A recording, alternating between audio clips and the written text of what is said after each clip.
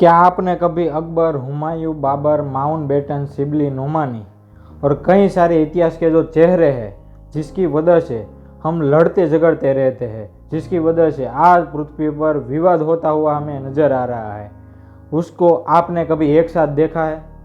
आप सोच रहे होंगे कि ये कैसी बेवकूफ़ी भरी बातें कर रहा है, ये लोग एक साथ कैसे हो सकते हैं। लेकिन मैंने देखा है, मैंने वक्त की अदालत में इन लोगों को एक साथ देखा है। आइए चलिए देखते हैं कैसी होती है ये वक्त की अदालत।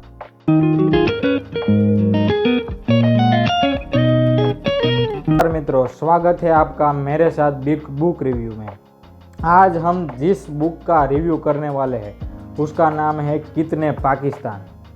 जी हाँ, आप यह समझ रहे होंगे कि पाकिस्तान का मतलब हमारा पड़ोसी देश जो भारत के पड़ोस में आता है वो है। नहीं, इस बुक में पाकिस्तान यानी कि विश्व में हर पल 24 घंटे 365 दिन हर रोज एक नई लड़ाइयाँ चलती है, जो धर्म के नाम पर हो सकती है, नस्ल के नाम पर हो सकती है, लिंग के नाम पर हो सकती है, या किसी राष्ट्र के नाम पर या जमीन के विवाद भी हो सकते हैं, जिसमें हर वक्त कई सारे लोगों की हत्याएं होती है।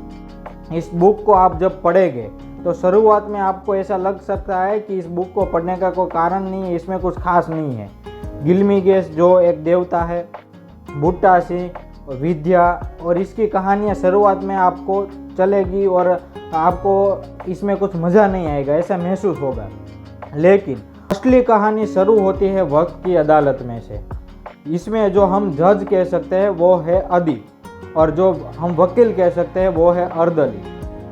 ये दोनों साहित्य क्षेत्र के हैं और पूरे विश्व में से जितने भी माउंटबेटन है, औरंगजेब है, हुमायूं है, अकबर है, इन सब को वो पुकारता है कि अदालत में औरंगजेब को हाजिर किया जाए, अदालत में हुमायूं को हाजिर किया जाए, अदालत में औरंगजेब के समय के इतिहासकार शिबली नुमानी को हाजिर किया जाए।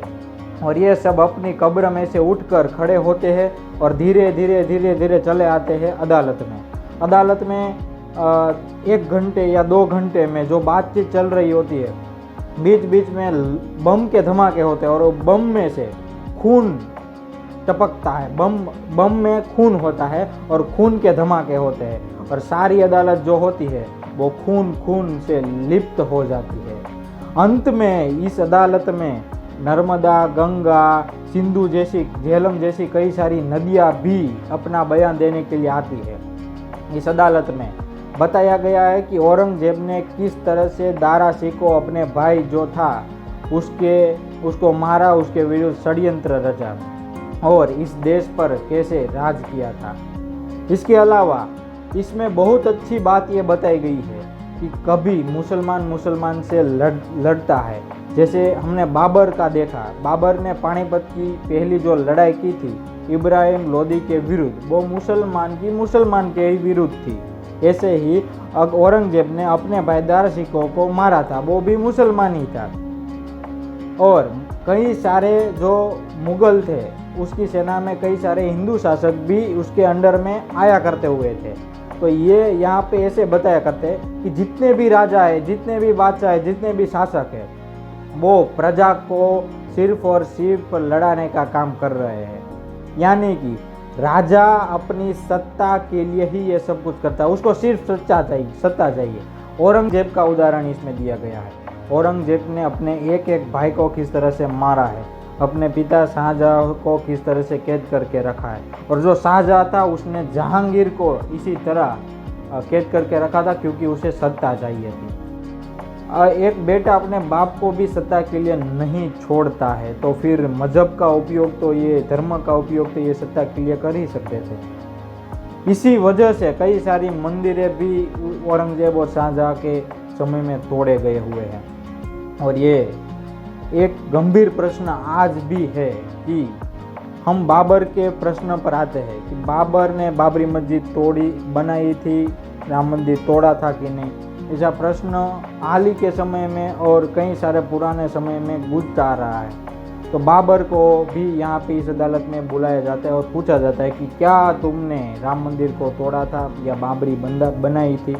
ऐसे कई सारे प्रश्न जो है वो इसमें लिखे हुए हैं और उसके जवाब खुद कई सारे इतिहासकार ही देते हैं। और आपको इस रोचक कहानी में इतने आप लिप्त हो जाओगे कि आपको पता ही नहीं चलेगा कि कब बुक आपने पढ़ ली है और बुक समाप्त हो गई है। जो मैंने शुरुआत में बताया था कि गिल्गामेश, विद्या, बुट्टासी और ये सब की जो स्टोरी है वो अंत में फिर समाप्त की जाती है। और जब देश का विभाजन हुआ तब क्या परिस्थिति थी वो भी यहाँ पर बताई जा चुकी है। इसमें एक बहुत महत्वपूर्ण बात यह कही गई है कि धर्म, यानी कि हिंदू, मुस्लिम, क्रिश्चियन, ये धर्म को सब मानते हैं, लेकिन धर्म में जो बात लिखी गई हुई होती है ना कि हमें धर्म के लिए ये करना चाहिए, धर्म से कई सारी नैतिकता, समाज में अच्छाइयाँ है वो बताई गई है।